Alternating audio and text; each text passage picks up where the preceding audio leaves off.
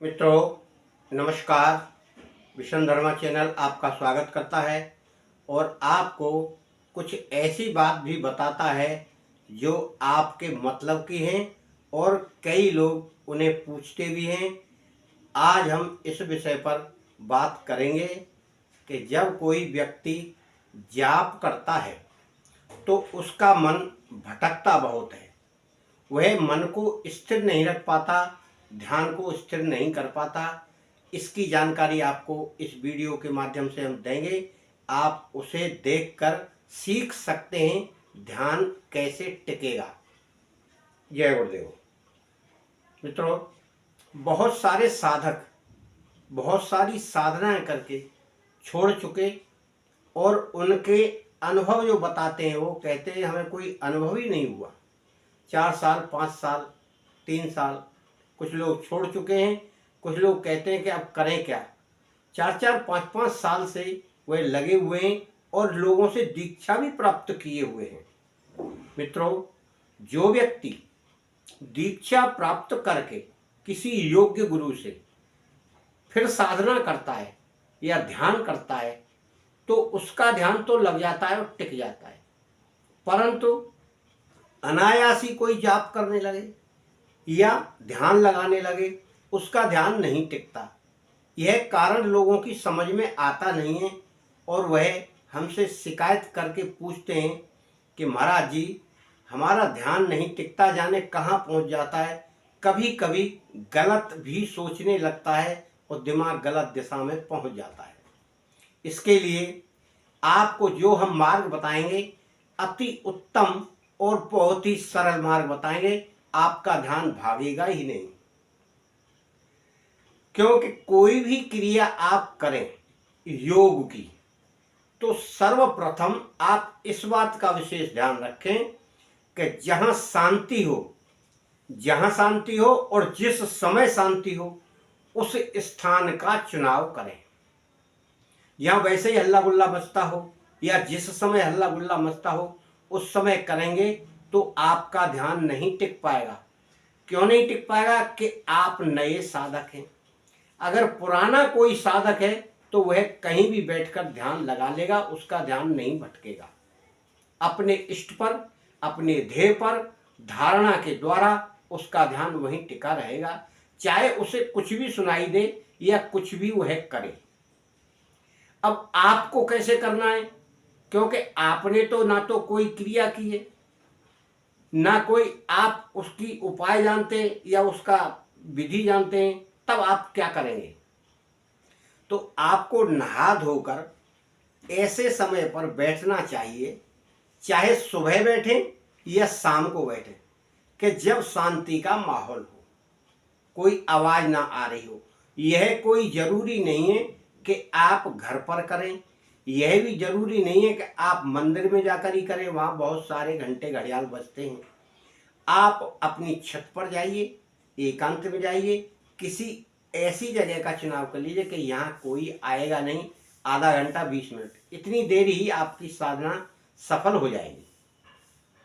और अगर ऐसा भी आपको समय स्थान नहीं मिल रहा है तो आप ब्रह्म मुहूर्त में चुनाव करिए। यह कोई जरूरी नहीं है कि आप नहाना जरूरी पड़े। आप शुद्ध हो जाइए, यानी शौच क्रिया करके हाथ मुंह धोकर कपड़े बदल लीजिए, बैठ जाइए। अब इतना कार्य तो आप आसानी से कर सकते हैं। ठंड का मौसम है, मानते हैं, तो आप सर पर टोपा लगाएं, ऊपर से चदरा ओढ़ें, शॉल ओढ़ लें, चद्दर ओढ़ लें, जिससे आपको ठंडी ना लगे। अब आपको क्रिया करना है तो आपको किसी गुरु ने कोई मंत्र दिया है, या तो आप उसका जाप करेंगे या गुरु मंत्र के जाप के बाद कोई आप साधना करेंगे, तब आपको ध्यान लगाना है। अब वो ध्यान रुकता नहीं है, मंत्र जाप आप कर रहे हैं, ध्यान कहीं अलग पहुंच जाता है, किसी काम में लगे हुए ध्यान आ जाता है कि मुझको यह काम करना है या कल मुझे यह कार्य करना है, मुझसे किसी से मिलना है। इस प्रकार की भावनाएं अंदर आती हैं और ध्यान उस व्यक्ति पर, स्थान पर चला जाता है। तब क्या करें।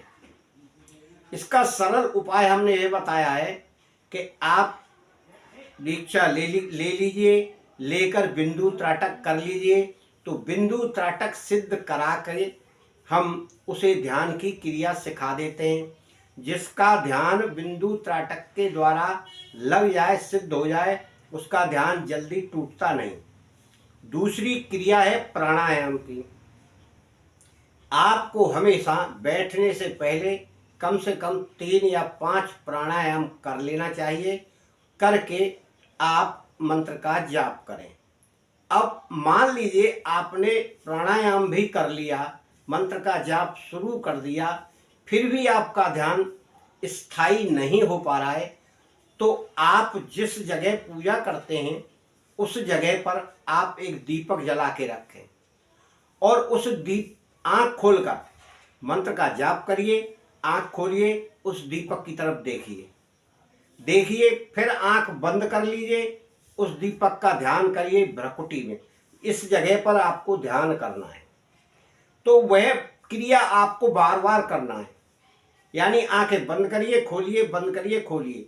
इस क्रिया को कुछ दिन जब आप करेंगे, तो जब आप ध्यान लगाएंगे, किसी भी इष्ट का मंत्र जाप करेंगे, तो आपको सर्वप्रथम आंखें बंद करके अपने शरीर का, जो शरीर है जहाँ हम बैठे, उसी का प्रतिबिंब यानी उसी का रूप आपको देखना है कि मैं वहाँ सामने बैठा हूँ। और उसके त्राटक की जगह, जहाँ ये बिंदु त्राटक करते हैं हम, ऐसे इस जगह पर जहाँ हमारी भ्रकुटी है, उस जगह पर ध्यान करके उसी प्रकाश को आप देखें। मेरी बात अगर समझ रहे हैं तो मैं दोबारा समझा देता हूँ कि आप अपने साधना में जिस तरह बैठे हैं, उसी का रूप आपको देखना है सामने, और ऐसे देखना है कि उसका मुंह आपकी तरफ है, यानी स्वयं आप दूसरे रूप में बैठे हैं और उसके माथे पर भ्रकुटी के बीच में वह दीपक जल रहा है। यह आपको ध्यान करना है और इतना ध्यान करते हुए आप मंत्र का जाप करें। यह कार्य तो आपका जापकार उसका हो गया। अब और एक महत्वपूर्ण कार्य जो बचा है वह हम आपको बता दे रहे हैं कि जब आप जाप करें तो कम से कम यहां से नीचे, यानी अपने सीने से नीचे का कोई भी अंग हिलाएं नहीं। न पैरों को हिलाएं, न पैरों की उंगली हिलाएं, ना जो हाथ आपके रखें उनको हिलाएं। कोशिश करें कि यहां से नीचे का शरीर बिल्कुल हिले नहीं, स्थायी हो जाए। जब आपके अंदर की वायु नीचे तक जाएगी और नीचे की ऊपर तक आएगी, तो वहां से पूरा शरीर नीचे से समाधिस्थ होना शुरू हो जाएगा और आपके शरीर को कंट्रोल करते हुए वह ऊपर तक आएगा और आप स्थिर होके, आपका ध्यान एकदम स्थिर हो जाएगा। फिर आपकी स्थिति धीरे धीरे समाधि की सी होगी। हो सकता है आप एक माला करते हैं, पर एक माला से कार्य नहीं चलता है। कम से कम 5 माला तो आप किसी की जाप करें। 5 माला में 2 माला तक हो सकता है आपका स्थायी शरीर ना हो, हिलेगा डुलेगा, मगर 2 माला के बाद आप बिल्कुल आनंद की स्थिति में आ जाएंगे और आपका ध्यान वहीं टिक जाएगा। मित्रों, इस उम्र में मैं 5 माला करता हूं, तो आप भी कर सकते हैं। आप मुझसे कम उम्र के होंगे और फिर 24 घंटे में आप अगर 5 माला जाप कर लेते, तो यह हम कोई बहुत बड़ा तीर नहीं मार रहे। प्रभु का नाम ही जितना लिया जाए ले लो, मगर स्थायी तौर पर बैठकर जो नियम बना ले उसको आप करें। और बीच में चलते फिरते, बैठते, सोते आप प्रभु का नाम लें, अपने गुरु का नाम लें, अपने इष्ट का नाम लें, और अपनी जो देवी हैं, कुल देवी हैं, जिसका भी आप नाम ले सकते हैं, जितनी बार ले सकते हैं उतना लें। और कहीं भी जाते समय अपने गुरु का, अपने इष्ट का स्मरण करते हुए आप वहां जाएं, कहीं किसी कार्य के लिए। फिर वह कार्य करें तो आपको उस कार्य में सफलता मिलेगी। और जो हमने तांत्रिक उपाय बताए हैं, उनमें से आप कोई जड़ी भी अपनी जेब में रख के जा सकते हैं, जो आपके कार्य में 4 चांद लगा देगी और आपके कार्य को सफल कर देगी। मित्रों, आपका ध्यान कभी नहीं भटकेगा, अगर इस क्रिया से आप अपने ध्यान को लगाएंगे तो, और कुछ दिनों के अभ्यास से आपकी समाधि की सी स्थिति होगी। यदि आप 11 माला करते हैं तो निश्चित ही आपको समाधि 11 माला में लगने लगेगी। जब आपको समाधि लगेगी तब यह आपका शरीर आपको पता नहीं होगा कि कहाँ पर है, आप अलग ही दिखेंगे। आपका प्रतिबिंब दूसरी जगह दिखने लगेगा, वहाँ आपका अपना इष्ट दिखने लगेगा और आपका ध्यान केंद्रित हो जाएगा। और धीरे धीरे यह क्रिया आप करेंगे तो शरीर से बाहर निकलने की शक्ति आप में आने लगेगी, यानी अवचेतन मन के द्वारा आपका सूक्ष्म शरीर बाहर हो जाएगा। फिर आपको स्वयं को पूर्वानुमान बहुत सारी बातों का होने लगेगा, क्योंकि आप प्राणायाम भी कर रहे हैं, ध्यान योग भी कर रहे हैं, मंत्र जाप भी कर रहे हैं। यह 3 क्रिया आपको ब्रह्मांड से पूरी शक्तियां प्रदान करेगी। आप अपने भटकते हुए मन को इस प्रकार रोक सकते हैं। मित्रों, आप करें, ज्ञान देना मेरा कार्य है और आप उसे ग्रहण करेंगे तो अति उत्तम है, और नहीं ग्रहण करेंगे तो आप वीडियो देखिए, आनंद लीजिए। प्रभु की मर्जी है, जिसके भाग्य में जो होगा वही मिलेगा, परंतु प्रयत्न से बहुत कुछ प्राप्त किया जा सकता है। आप प्रयत्न करके तो देखिए। आपने प्रयत्न नहीं किया, केवल बाबा को फोन लगा देते हैं, आपका नंबर यूट्यूब में मिला, देखा, लगा दिया, उसमें काफ़ी इधर उधर की बातें करते हैं जिनका कोई अर्थ नहीं होता है। मैं सीधा कहता हूं कि आपको काम हो वह बताइए। अधिकांश साधक या व्यक्ति मुझसे काम कराने की कहते हैं। मित्रों, मैं किसी का कोई कार्य नहीं करता हूं, मैं केवल शिक्षा और दीक्षा देता हूं। अपनी शक्ति से कार्य कोई भी करे। मैं अपने जो मैंने शिष्य बनाए हैं उनको भी मैंने आज्ञा दे रखी है कि कोई भी शिष्य किसी दूसरे का कार्य नहीं करेगा, केवल अपने लिए शक्ति अर्जित करो। अगर कोई व्यक्ति पूछता है तो उसके लिए आप रास्ता बता सकते हैं, आप उसे घर तक छोड़ने नहीं जाएंगे। मित्रों, इन क्रियाओं के लिए राजयोग की क्रियाएं हैं, आप करेंगे तो आपको लाभ अवश्य होगा।